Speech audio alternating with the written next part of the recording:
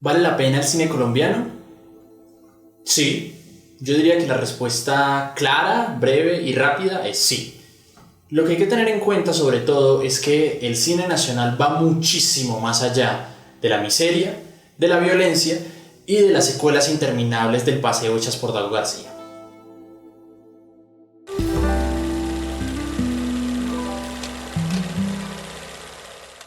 Hola amigos dragones, espero que estén muy bien. Yo estoy contentísimo de darle inicio a esta sección en el canal en la que espero hablar de cine y de toda la filmografía y los directores que me gustan.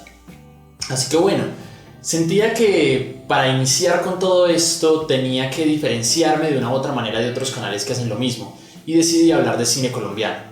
Creo que a los que nos gusta el cine o los que son cinéfilos, en más de una ocasión nos hemos preguntado si en verdad nuestro cine nacional vale la pena, qué tiene para ofrecernos. Y bueno, a lo largo de este video espero más o menos darles a entender por qué siento que nuestro cine colombiano es un cine que tiene unas estéticas muy particulares, unas métricas que vale la pena conocer y que también nos brindan otro tipo de historias.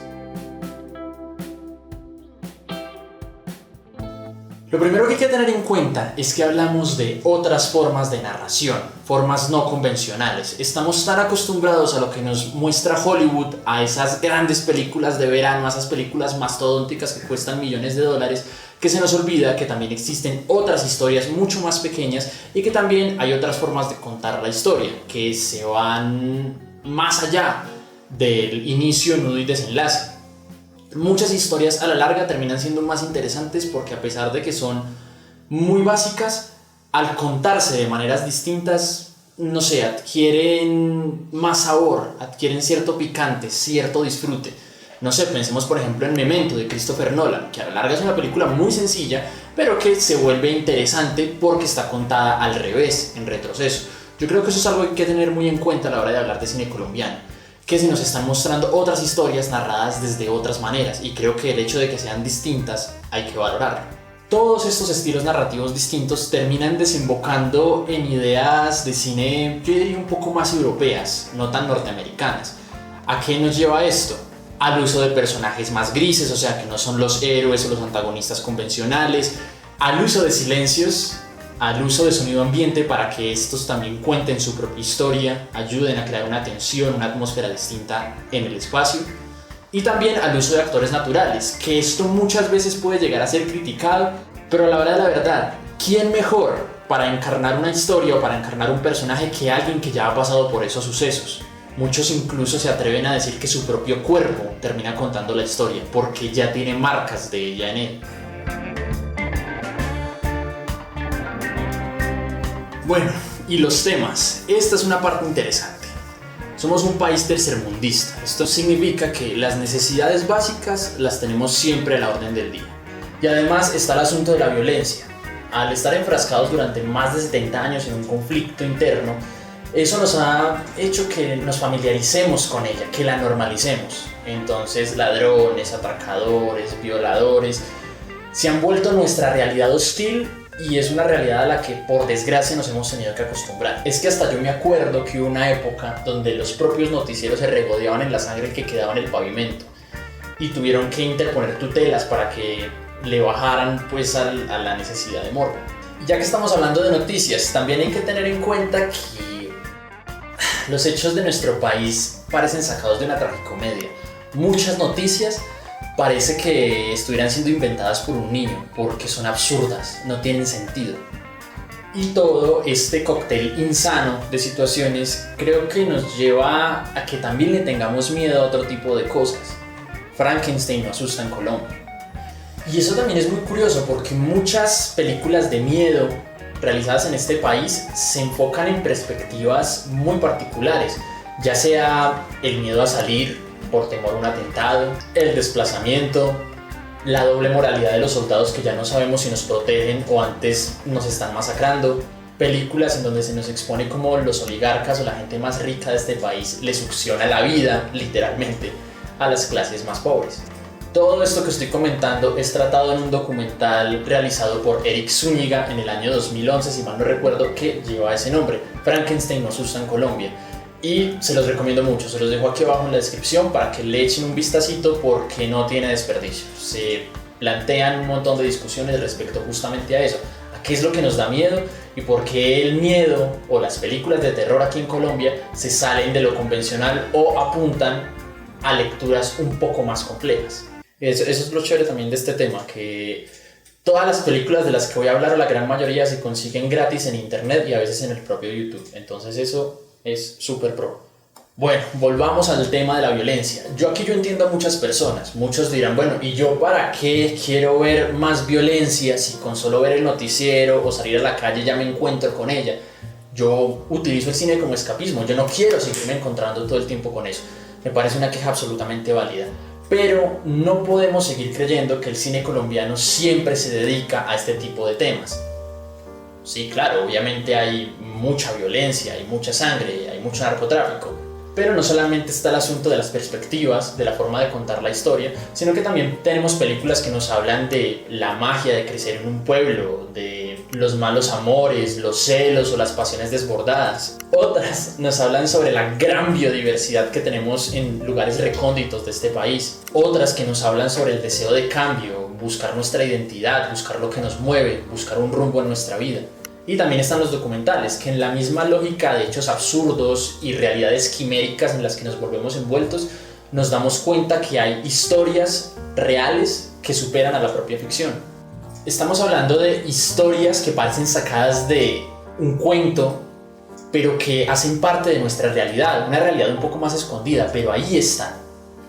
Y también jugándole un poquito al asunto del abogado del diablo, tampoco me parece tan malo que las películas se adentren en el tema de la violencia. No solamente porque los noticieros en sí mismos nos terminan mostrando una realidad muy fragmentada, sino porque en las películas podemos ver panoramas más particulares, podemos ver una realidad más robusta, más tridimensional, y a la larga también se terminan configurando a veces como cine de protesta, como una forma de visibilizar a los invisibles o a los más ultrajados.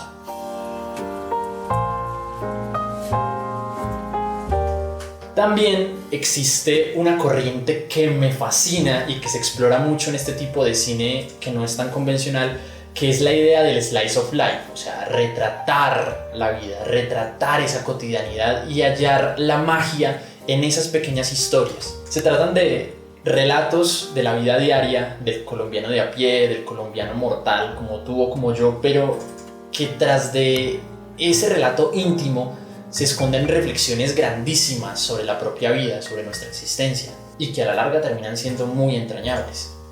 También hay que tener en cuenta que los mundos en los que se enmarcan estas historias colombianas muchas veces son apoteósicos. Claro, como no tenemos la tecnología para reemplazarlo todo por pantallas verdes, tenemos que recurrir a locaciones que parecen mentira, que son paisajes mastodónticos, maravillosos. ¡Lleva la pizza! La tierra y nuestro paisaje habla a través de las películas. Es magia salvaje, son terrenos inhóspitos que también parecen sacados de un cuento. Ahora bien, no significa que toda la cinematografía colombiana esté repleta de películas lentas y súper contemplativas y supremamente simbólicas. Yo digo que lo ideal es no quedarse en los extremos, ni las películas que siempre promocionan los canales de televisión convencionales, ni estas otras obras súper escondidas, súper abstractas, súper complejas de entender. El cine colombiano, como en cualquier tipo de cine, tiene de todo, desde películas de un corte más autoral, películas muy buenas, películas regulares y películas que sí son directamente malas.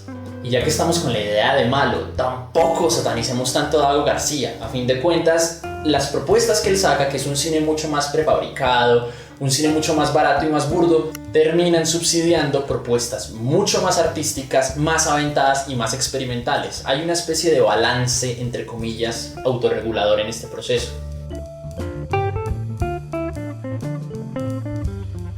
Se acabó. Necesitaba hacer este video, necesitaba plantear este gran preámbulo, porque quiero que esto sea un punto de partida para seguir hablando de cine colombiano. La próxima semana en este mismo canal van a ver una parte de mis recomendaciones, mi top 20 de películas colombianas favoritas, y sentía que si no hacía este video, este prólogo, luego me iba a embalar, porque no puedo poner toda esta introducción de no sé cuántos minutos llevamos cada vez que vaya a hablar de cine colombiano.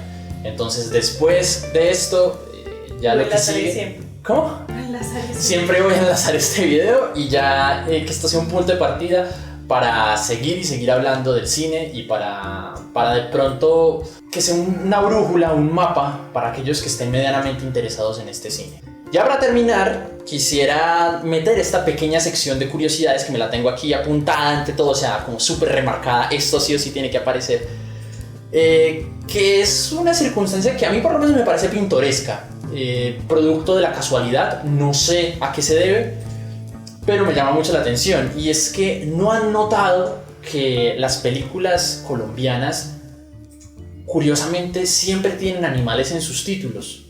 ¿A qué se debe? No sé, pero hombre, pues aquí tengo una lista que quiero compartir con ustedes. La mujer del animal, el día de la cabra, pájaros de verano, cazando luciérnagas como el gato y el ratón, el vuelco del cangrejo, oscuro animal, los días de la ballena, perro come perro, la luciérnaga, mariposas verdes, jaguar, lavaperros, cóndores no entierran todos los días, monos, perros, la estrategia del caracol y reggae chicken. Bueno, dragones, espero que tengan unos buenos sueños, nos vemos la próxima semana, gracias por ver.